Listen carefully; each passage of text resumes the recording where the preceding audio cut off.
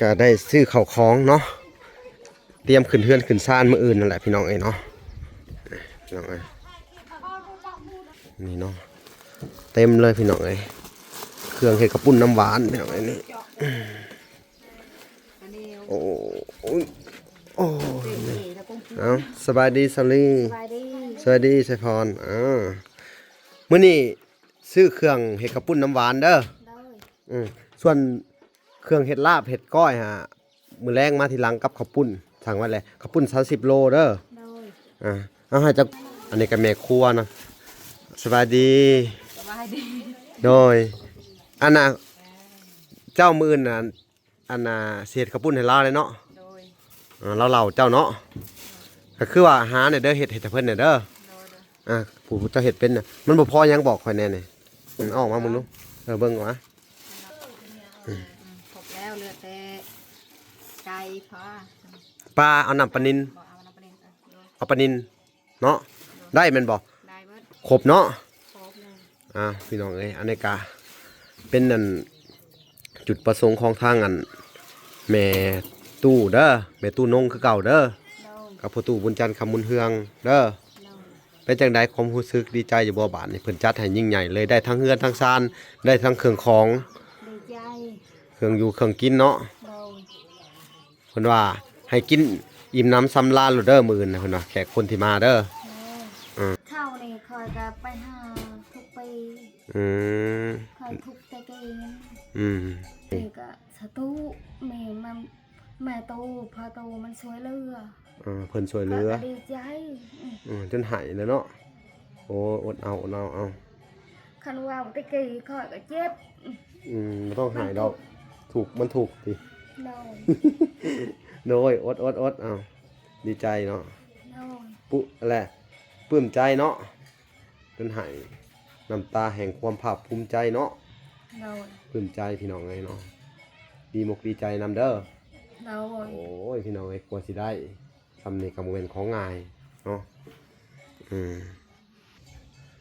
อดเอา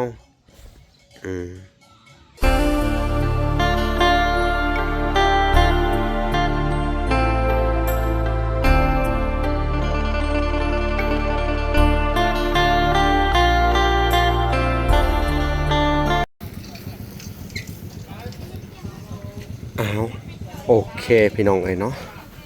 กราบสบายดีพ่อแม่พี่น้องเนาะเบิดสู่ผู้สู่คนพี่น้องเอ้ยเนาะกันยินดีเข้าสู่ช่อง YouTube เบาหลาสายบุญคุณธรรมคือเก่าพี่น้องเอ้ยเช่นเก่าเช่นเคยพี่น้องเอ้ยเนาะทักทายสบายดี FC ทางฝั่งไทยและ FC ทางฝั่งลาวและ FC ทั้งต่างประเทศเนาะที่รับชมเบาหลาอยู่พี่น้องเอ้ยเนาะมื้อนี้ทางเบาหลากะสิซื้อเนาะเครื่องเรียกว่าเครื่องปรุงเอาไปเห็ดน้ำข้าวปุ้นเนาะให้ทางซาลีกว่าทางเส้นข้าวปุ้นในเวลาสั่งมาจากทางสวรรค์เลยทางอันซีนหมูแน่เนาะพี่น้องเนาะเป็นจุดประสงค์ของทางแม่ตู้เพิ่นเนาะและก็ส่วนของอันเครื่องเห็ดน้ำข้าวปุ้นเนี่ยก็เป็นเงินของทางอันแม่ตู้นงคำบุญเฮืองเนาะพี่น้องพอตู้บุญจันทร์คำบุญเฮืองเนาะมื้อนี้ก็เศษทางข้าวปุ้นน้ำหวานแล้วเวลาก็สิสั่งชุดของอันน้ำข้าวปุ้นเนาะเวลาสิสั่งเป็นอันมักพริกแป้งนัวเนาะแล้วก็มักบัวหัวหอมกระเทียมอย่างเงี้ยกะปิพี่น้องเอาไปให้เพิ่นเนาะชุดน้ำข้าวปุ้นแล้วก็สิสั่งอันเอาไปเฮ็ดน้ำหวานน้ำแน่พี่น้องเนาะสั่งสาคูพี่น้องเอ้าเดี๋ยวเวลาสั่งให้เพิ่นจัดให้เนาะอันน่ะเอาหัวผักบัวนะเอาครึ่งโลหัวบัวน้อยอันนี้กะทิใหญ่นี่เอา2 กล่องเด้อกะทิใหญ่เอา2 กล่องแล้วก็กระเทียมครึ่งโลเด้อน้ำปลาแดก2 ขวด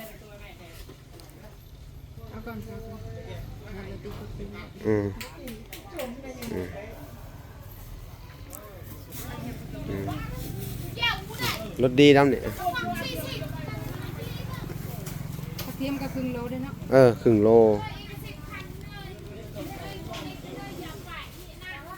กะทินี่เอา2 กล่องก็ได้เด้อกล่องใหญ่ๆ อืมปลาแดกเนี่ยเอาสองขวดกะปิเอาอันหนึ่งกะปิเอากล่องหนึ่งกะปิอ๋อนี่ก็ได้ แดง ซี เอา2กด ซีนี่ก็ได้เอา มาแดง2ขวดเอาเลย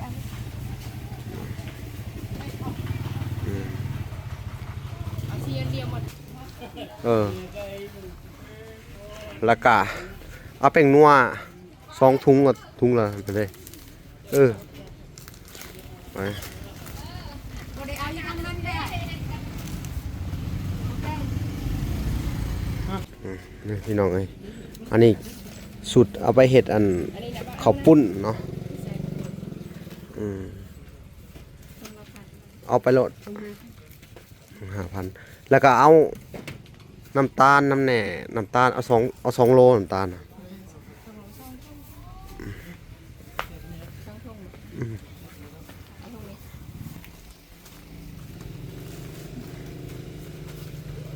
2 โลพี่น้องเอ้ยอันนี้คือสูตรเห็ดข้าวปุ้นเนาะเบิ่งก่อนเอาบุงพ่อยังไงกระเทียมได้เบิดแหละเนาะโอเคพี่น้องเอ้ยน้ำปลาแดกกะทิ2 กล่องน่าจะพออยู่พี่น้องเอ้ยให้เพิ่นจัดให้ก่อนพี่น้องเอ้ย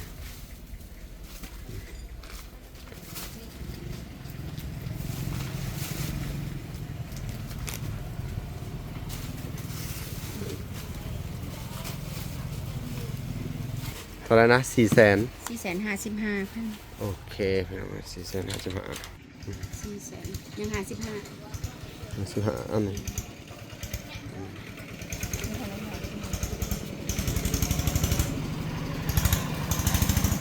โอเค ไว้แล้ว ลืมหมักพริกลืมเอาหมักพริกเนี่ยลืมเลย75พี่น้องเอ้ยขอโทษนำลืมหมักพริกเอา75,000เนาะ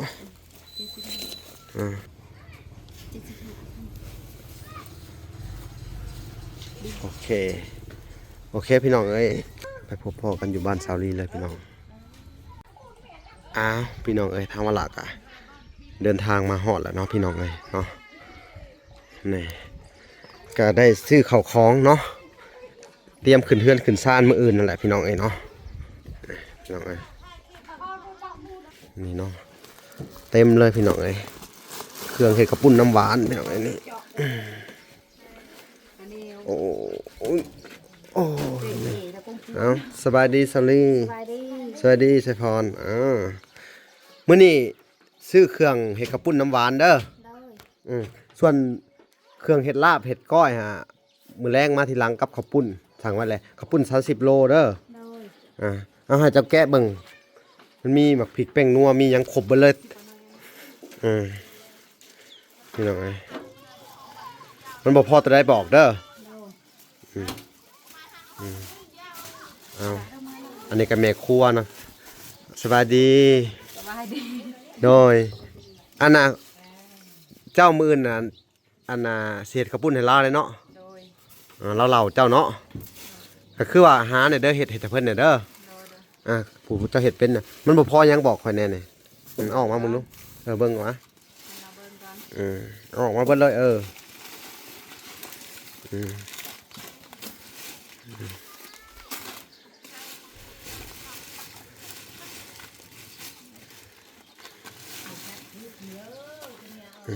ครบแล้วเหลือแต่ไก่พอ ปลาเอาน้ำปลานิน บ่เอาน้ำปลาแดง เอาปลานินเนาะได้แม่นบ่ ได้เบิด ข้าวปุ้น30 โลเด้อเฮ็ดหม้อใหญ่เด้อน้ำมันเด้อเลยแล้วก็อันนี้น้ำหวานตัวนี้เด้อสักคูเด้อสักคู4 ถุงพอบ่4 ถุงพอบ่เฮ็ดหลายๆคนอันน่ะเพื่อคนมากินแจกจ่ายเขาเอาไปกินนำมื้ออื่นเด้อถ้าเฮ็ดหลายๆน่ะบ่พอเด้อบ่พอคือบ่พอน้ำหวานนี่ น้ำหวานนี่ เด้อ ก็หม้อนึงเฮ้ยหม้อใหญ่ๆสิได้บ่ซำนี่ อันนี้พอนี่คือสิ แต่ว่า สิบ่พอ หม้อสักคูนี่เอามาอีกจักถุง เอามีมา2 โอเคนั่นนี่มีแมันบ่นะฮะ มันบ่มี อ๋อบ่มีกะมื้อแรงนี่อันน่ะถ้าว่ารถโดยสารมาข่อยสิให้เจ้าอันน่ะหาอันในบ้านพาไปเอาเด้อรถจักรเพิ่นเด้อ โดย แล้วก็สิมอบอันน่ะผู้มีเนื้อหมูเด้อ โดย มีเนื้อหมูแล้วก็มีปลานิ่นเด้อ โดย แล้วก็มีผักอันน่ะยาคาคิงอะไรเฮ็ดลาบหั่นเด้อ โดย เวลาก็สั่งซื้ออันน้ำมันรถโดยสารเนาะซื้อมาแต่สวรรค์ผู้มาแต่ในเมืองผู้นี่กะปิอันหนึงครบเนาะ ครบเลย พี่น้องเอ้ยอันนี้ก็เป็นอันจุดประสงค์ของทางอันแม่ตู้เด้อแม่ตู้นงคือเก่าเด้อ โดย กับพ่อตู้บุญจันทร์คำบุญเฮืองเด้อ โดย เป็นจังไดความรู้สึกดีใจอยู่บ่บาดนี่เพิ่นจัดให้ยิ่งใหญ่เลยได้ทั้งเฮือนทั้งซานได้ทั้งเครื่องของ ดีใจ เครื่องอยู่เครื่องกินเนาะ โดย เพิ่นว่าให้กินอิ่มน้ำสำราญโลดเด้อมื้อนี้เพิ่นว่าแขกคนที่มาเด้อ โดย เพิ่นเฮ็ดให้คักเอาลิเนาะ โดย อ๋อดีมกดีใจนำเนาะ โดย ทางวลากอ่ะอันน่ะดีใจนำเจ้าที่เพิ่นเอ็นดูเมตตาเจ้าเด้ออ๋อไปทางไหนล่ะลูก บ่มี เกลือ โดย บ่มีกะไปเอาอันนี้ก็ได้เพิ่นขายอยู่บ่ ได้ เพิ่นขายอยู่เนาะพี่น้องเอ้ยลูกเต้าไปใช้เบิดแหละ มาจักลูกลูกค่อยไปออกหน้า ไปหากิน โดย โดยก็มีแต่ว่า ตอนแรงมาแหละเจ้ากะอันน่ะหารถจักรในบ้านน่ะให้ไปเอาให้แหน่เวลาสิท่าอยู่บ้านนั่นแหละหรือว่าจังใดเนาะพอดีมันอันไปถือสอยกันหั่นน่ะเอารถจักรฮะก็ได้อยู่ดอกเนาะ โดย เอาโอเคพี่น้องไอ้บ้านนี่แหละเดี๋ยวเวลาอากาศสิให้ทุกคนได้เบิ่งเฮือนซ่านเพิ่นอีกที่หนึงนี่แหละพี่น้องไอ้นี่ผู้ที่อัดประตูเข้าไปก็งามพี่น้องไอ้นี่สีอิหยังก็เลื่อมงามอะไรล้อนะพี่น้องเนาะนี่เนาะนี่แหละพี่น้องเอ้ยเก็บไว้เด้อ โดย มื้อนี้ก็เฮ็ดข้าวปุ้น30 โลผู้สั่งมาเจ้าสิบอกคนหลายอยู่บ่แหละ ลายได้คอยบอก40 พอกินถ้า40 คนกับข้าวปุ้นกับ30 โล โดย เหลือกินอยู่ดอกเนาะ โดย หมูอีก7 โลเอามาเฮ็ดลาบเด้อ โดย เฮ็ดลาบเอาขึ้นไปเก็บบัดนี่เบิดนี่กับเบิ่งพี่น้องเอ้ยผู้ดีอัน600,000 กว่าพี่น้องเอ้ยเนาะเข้าของเพิ่นเบิ่งสิขึ้นไปเบิ่งเพื่อนเพิ่นอีกที่หนึงลืมบานผับหลายบาทนี่พี่น้องเอ้ยลืมบานผับอันนี้มาให้ลืมเลยเนาะเตรียมไว้แหละเนาะ โดย เท่าพี่น้องเอ้ยเฮ้ยก็เฮ็ดงามอยู่เนาะจบเจือเลยพี่น้องเอ้ยประตูละเอียดเนาะนี่สีโอ้งามอะไรสีนี่เนาะ น้ำ เรื่องอ่องต่องเป็นจังไดชาวบ้านบ่มาเบิ่งอีกบ่ เบิ้งหลายคนมันเบิ้งเฮือนคอย มาเบิ่งเลย โดย ป้อถ้าเขาว่าจังไดเอาบ่ฟัง มันอยากได้ อยากได้อีกแหละ อยากได้มันงาม เขาว่าใด คนอยู่บ้าน เขาเว้าเลยติงามติเพิ่นว่า งาม มันงามเพิ่นว่าติ โดย อ่า คอยเว้าของมันเจ้าอยากได้ก็บ่ได้ดอกเฮือนแบบนี้ เป็นอะไร มันบ่มีหมู่ช่วยเหลือ นอกจากสิว่าจังไดพี่น้องเอ้ย มีเฮือนแล้วมันมาทึกแบบนี้ อืม มันมาทึกกับเฮือนคอย บ่ได้เขามีเฮือนแต่เขาเฮ็ดแบบบ่ถือแบบนี้ มันมาทึกแบบนี้ งามอยู่บ่ถามเอาถามจากใจเจ้า มันงามมันมางามมันงามเฮือนมัน อ๋อเฮือนเจ้านี่งามบ่หรือว่าบ่งาม นี่ก็งามล่ะ แต่เฮือนเขาแหละมันบ่งาม มันมางาม อ๋อแล้วเขาอยากได้โหมดทรงแบบนี้ โดย โอ้สีนี่มักบ่สีเขียวนี่งามได้นี่ มัก เวลาก็ว่างามอยู่พี่น้องเอ้ยนี่สีเขียวนี่เนาะเอา คอยปฏิเดินสิ อืม คอยมักนะ เขามักเลย โดย โดยเนาะอันนี้ก็ซับด้วยสีไข่เนาะ โดย งามพอตัวสิได้นอนเพื่อนใหม่อีกเนาะ โดย ดีใจนำปะไปเบิ่งห้องนั้นอีกพี่น้องเอ้ยฮาโธคักอะไรพี่น้องเอ้ยบ้านนี้มื้ออื่นก็คือเฮาเว้าเด้อ โดย พากันเฮ็ดแต่เช้าโลดขอบคุณข้าวปาด เออข้อที่เฮ็ดแต่แรงนี่ เสียแต่ตอนแรง โดย มันบ่บูดบ่แลน้ำมัน บ่ อ๋อ เคยเฮ็ด เคยเฮ็ดแบบนี้เนาะ โดย อันนี้ก็อันนั้นเครื่องของเนาะของอยู่ของกินหั่นเด้อ โดย อันน่ะเป็นเขาอันน่ะสุดนี่ก็เป็นเงินของทางอันแม่ตู้นงเด้อ โดย แม่ตู้นงคำบุญเฮืองเด้อกับพ่อตู้บุญจันทร์เนาะคือเก่าแล้วก็แม่ตู้ USA เพิ่นก็ซอยซื้อซีนเด้อ โดย แล้วก็ซอยซื้อซีน โดย อันซินหมูเด้อแล้วก็ซอยเจ้าคือกันเด้อ โดย โดยเนาะเวลาอันนี้ก็ดีมุกดีใจนำเจ้าหลาย โดย เห็นแบบว่าชาวบ้านก็ว่าแต่ละคนก็ ชาวบ้านก็หลายเด้บ่ขายบ่เฮือนเจ้านี่100 ล้านบ่คอยบ่ขายนะ 100 ล้านทุ่ 100 ล้าน เออเขาว่าหยอกว่าหรือเขาอยากได้เลย ว้าวยอก อืม แต่งามเฮือนเจ้านี่โอ้ยบ้านเฮานี่มันบ่เคยได้ เขาว่าไปสินะ โดย เพื่อนไปสิฮะอืมบ่เคยได้ก็เลยงามดิ งาม อืม หลายคนไปเบิ่ง อืม คู่มือน่ะไปเบิ่งเฮือนเขาแล้ว เออ ดีใจ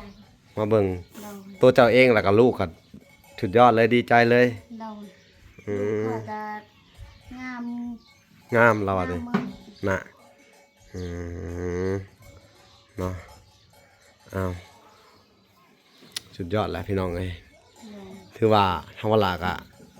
อันน่ะแสดงความดีใจนำมือสันวันดีมืออื่นกะสิกะเกียมมาแต่เช้าพี่น้องเอ้ยมาเนาะแล้วก็สิทายบัน ใช้เบาหน่อย มันมาบ่ ฮะ เบาหน่อย บ่น้อย โดย อ๋อยังคิดว่าบ่น้อยเพิ่นบ่สบายแต่โดนแล้ว เออ เพิ่นบ่ได้มา โดย เพิ่นเป็นโรคกระเพาะ โดย เพิ่นบ่ได้มา โดยคอยสิผูกแขนคอยบ่ลืม อ๋อสิผูกแขนไผ ผูกแขนเบาน้อย อืม เบาลาเบาพร โอ้ ผูกแขน สาธุโดยนั่นแหละพี่น้องเอ้ยเนาะขอบคุญขอบคุณเด้อ โดย พี่น้องเอ้ยเนาะคือซาลีนี่เพิ่นกะมีมุกดีใจหลายพี่น้องเว้าหยังก็จะบ่ถึกเนาะตื่นเต้นเนาะสิได้นอนเทือนใหม่แล้วมื้ออื่น โดย อ้าวกับผู้ดีอั่นคือเวลาเว้าอันแหละมันก็เข้าสู่หน้าผลเลยแล้วก็ทดลองเทือนใหม่บ่ได้ฮู้ว่าดอกเพิ่นเฮ็ดดีอยู่ดอกเบิ่งทรงงามเพิ่นนี่พี่น้องเอ้ยเพิ่นมุงเรียบเนาะ โดย งามอยู่เนี่ยพี่น้องเอ้ยเนาะก็ไปบอกสร้างบอกหยังมาเด้อเราสร้างคือเก่าเลยเด้อ โดย อืม คอยบอกในบ้านบอกซอยคอย โดย เดี๋ยวมันบอกมัน บ่ไหว ได้มาไว้ ในบ้านก็โทรคอยซื้อบัตรโทรศัพท์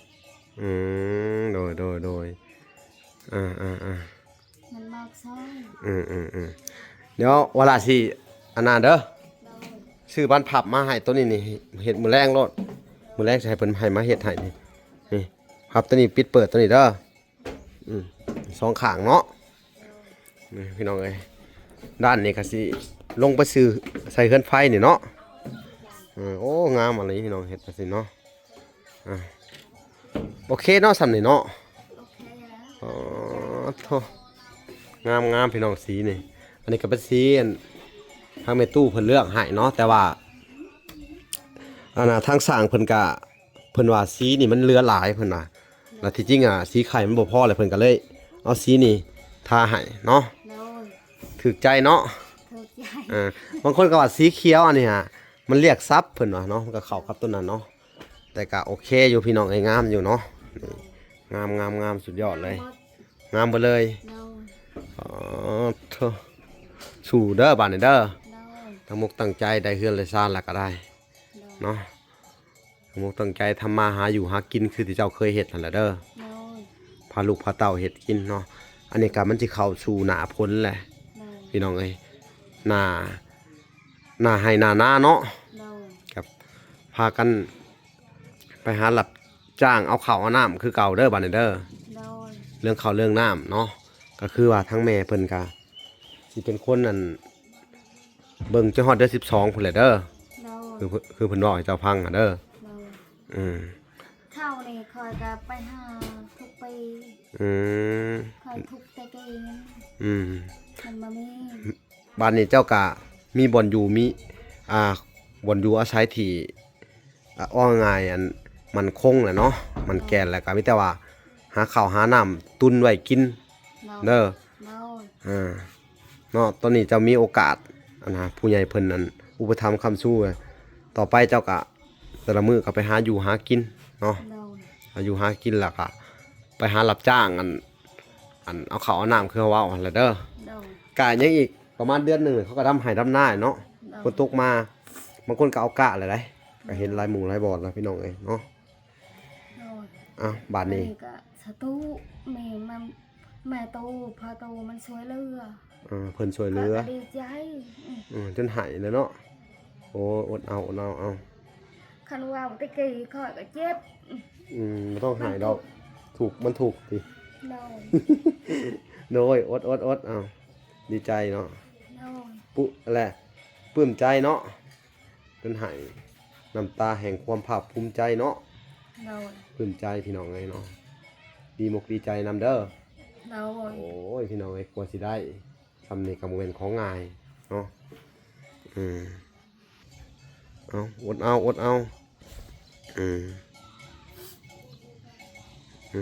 โอ้ยเอาบ่เป็นหยังนี่แหละพี่น้องเอ้ยคนเฮาดีความดีใจความรู้สึกความดีใจหั่นน่ะเนาะ โดย มันปรับปืนเว้าหยังบอกเนาะ บอกว่าได้คันว่าตะกี้นี่คอยมันเจ็บมันทุกอีหลี อืม มา โด แม่ ย นทุกน้ำข้าวกินทุกแนว ทุกแนวเนาะ โดย จนบ่มีหยังเลยบัดนี้ก็ถือว่าชีวิตดีขึ้นแล้วเนาะ โดย แต่ว่าเรื่องหัวสวนเจ้าก็ปลูกผักยังคือเก่าเด้อมักพริกก็คือว่าใหญ่เบิดเลยเนาะ โดย มักพริกเพิ่นก็ใหญ่มักฮุ้งเพิ่นก็ใหญ่แหละพี่น้องเอ้ยสิได้อยู่ได้กินแหละเด้อเฮ็ดตามจุดประสงค์ของแม่เพิ่นเด้อ โดย เอาสู่ต่อไปบัดโอ้ยพี่น้องเอ้ยสลีจนหายเลยเนาะมันคิดฮอดแม่ตูมันสวยเหลือจนลาย แม่ตูจนใจดี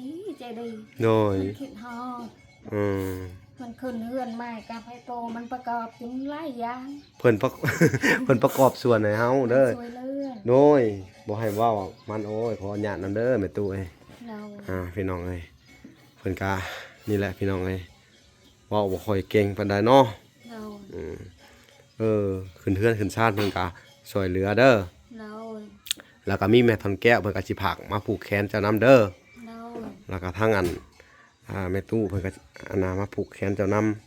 เด้อมื้ออื่นพุ่นแหละเด้อ เรา พี่น้องเอ้ยอันนี้ก็เป็นจุดประสงค์ของผู้ใหญ่เพิ่นเนาะ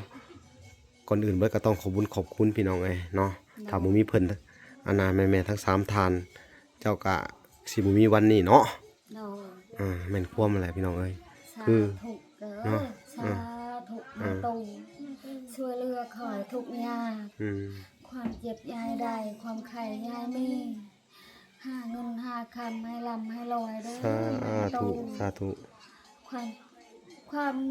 เรายิ่งมันความยืนมา สา ตู ธุ มันอยู่สะดวกอยู่สบายเท สา วดาให้คุ้มให้คล้องให้เบิ่งให้ง่าย สา แม่ตูพ่อตูแม่ท่อนแก้วแม่ตูยศเอ สาธุ สาธุ สาธุ เด้ สาธุมิดดีใจโอ้ยพอลาก็จนอยากหายน้ำพี่น้องเอ้ย มันเบิ่ง ความดีใจ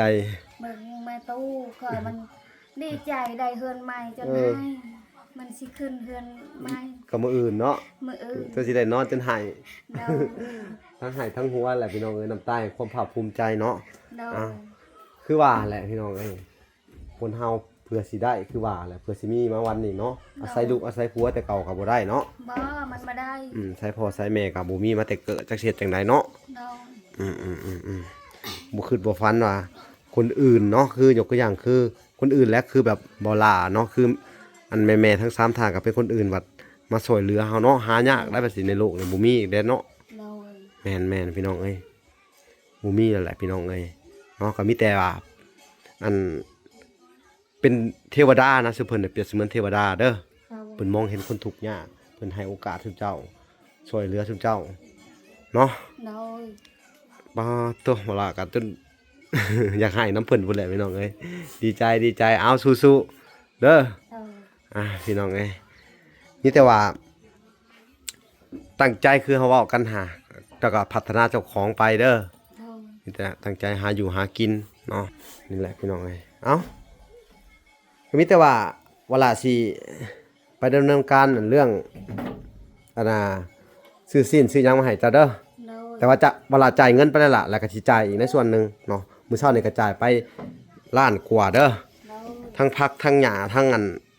นน่ะกะทั้งค่ารถค่าหยังเพิ่นเนาะ เรา ล้านกว่ากันมันยังบ่พอเพิ่นโทรมาบอกว่าสิ้นหมูมันถึงโลละ25,000125,000ก็สิได้เพิ่มใส่สิ้นหมูอีก เรา เด้อเอาโอเคพี่น้องเอ้ยทางเวลาก็สิได้ขอตัวลำลาก่อนพาไปติดตามคลิปตอนต่อไปเนาะ เรา คลิปนี้ก็ซื้อข้าวของมาให้เพิ่นเนาะเพิ่นก็ว่าน้ำข้าวปุ้นหรืออิหยังก็บ่ดีอยู่เดี๋ยวเฮาสิซื้ออันนั้นให้เลยมื้อแรง เรา ให้เจ้าออกไปเอาเด้อก็ได้เนาะ เรา ว่ามันดึกนะเฮาก็บ่สามารถออกมาได้มีแต่ว่าคนเจ้าจะเฮ็ดตอนแรงเด้ เรา เด้อเวลาก็บ่กล้ามาเจ้าก็ไปกับในบ้านเด้อ เรา เจ้าก็นั่งทางหลังแล้วก็เวลาก็สิพาของขึ้นรถนั่นน่ะเนาะโอเคพี่น้องพอรถโดยสารเข้ามาค่ำผู้ใดประมาณ8-9 โมงแรงเด้อไปเอาเด้อโอเคพี่น้องเอ้ยคลิปนี้ก็สิได้ขอตัวลำลาไปก่อนเนาะฝากกดติดตามคลิปตอนต่อไปพี่น้องเอ้ยทีนี้ขอกล่าวคำว่าสบายดีและสวัสดีพี่น้องเอ้ยพบกันใหม่บ๊ายบาย